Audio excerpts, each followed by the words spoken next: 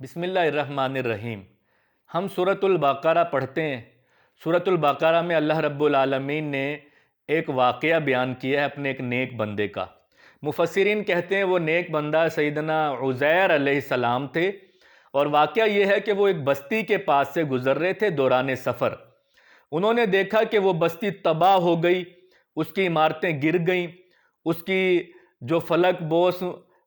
گھر اور منزلیں تھیں وہ زمین بوس ہو گئی، اور وہاں پر تباہی کے آثار نمایاں تھے اور کوئی ذی روح وہاں پر موجود نہیں تھا۔ سیدنا عزیر علیہ السلام نے جب یہ منظر دیکھا تو انہوں نے کہا کہ اللہ تعالیٰ ایسی بستی کو کیسے زندہ کرے گا جو تباہ ہو گئی، جس کے نشانات مٹ گئے، جس کی عمارتیں منہدم ہو گئی۔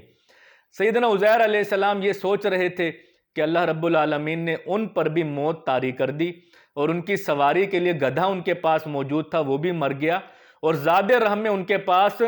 کھانے پینے کی چیزیں تھیں وہ وہاں پر موجود رہیں۔ اللہ رب العالمین کتاب پاک میں فرماتے ہیں کہ اس سارے واقعہ کو 1 صدی گزر گئی کہ حضرت عزیر علیہ السلام بھی فوت ہو گئے، ان کا گدھا بھی مر گیا، اور ان کا جو زاد رہ کا سامان تھا، ناشتہ یا کھانا، وہ موجود تھا۔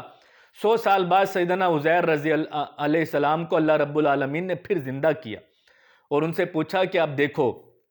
تمہارا کھانا اور ناشتہ جو تھا وہ بالکل تر و تازہ پڑا ہے، اور تمہارا جو گدھا تھا وہ گل سڑ گیا ہے، اور تم اب دیکھ لو کہ کون سی ایسی ہستی ہے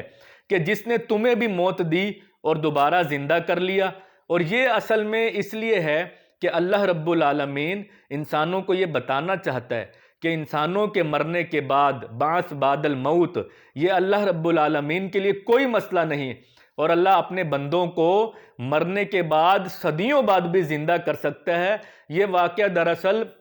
میرے اور آپ کے لیے ہے کہ ہم موت پر اپنے یقین کو اور موت کے بعد بعث بعد الموت پر یقین کو پختہ کر لیں۔